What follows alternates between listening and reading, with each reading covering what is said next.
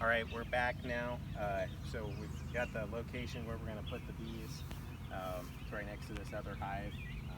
Notice we've caught several swarms this year, and I have some bee hive parts on order, like tops. I'm actually running low on them right now, so I'm emphasizing with the blue lid on this other hive. Also, I'm going to make some stands here, but I'm short on stands right now, so I'm just using this cart temporarily. Important thing though is we have the hive where it's going to be, because once the bees know this location and start using this location, they'll always come back to this location. There's a rule for bees that you can either move them 2 feet or 2 miles, nothing in between. That's so the bees, when they have their GPS set, they'll go back to that original spot. So, all right, I guess we're going to do this. We've got some frames ready.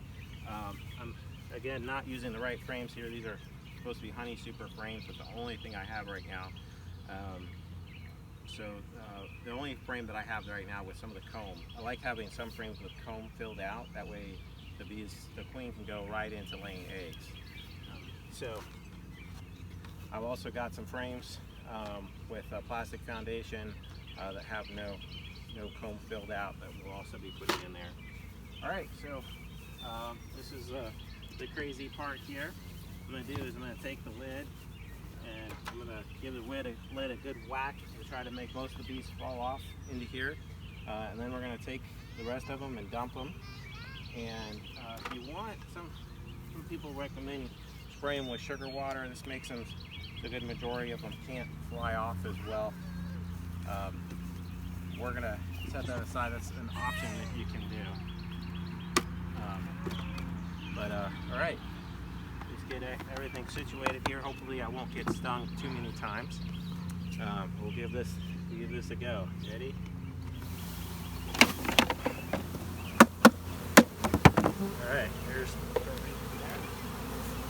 and go for the rest of them. All right, that's almost all of them. Now, just want to start.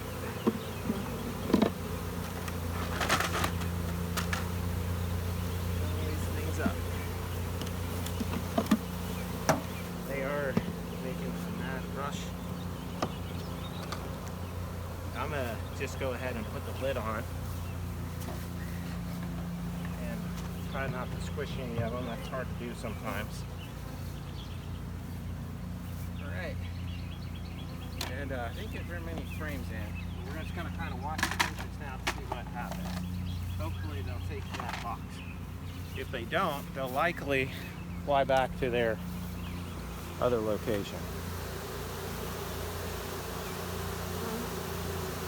Now what will happen here shortly when they kind of get situated is if they know where their queen is, they'll start fanning their pheromones so the other bees can find her.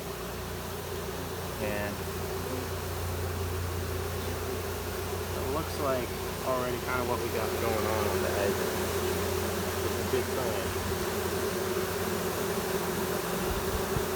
So we'll just kind of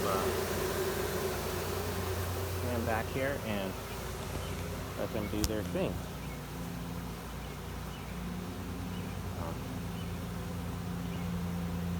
Looking like there's a good chance. Also, of course, looking out for the queen.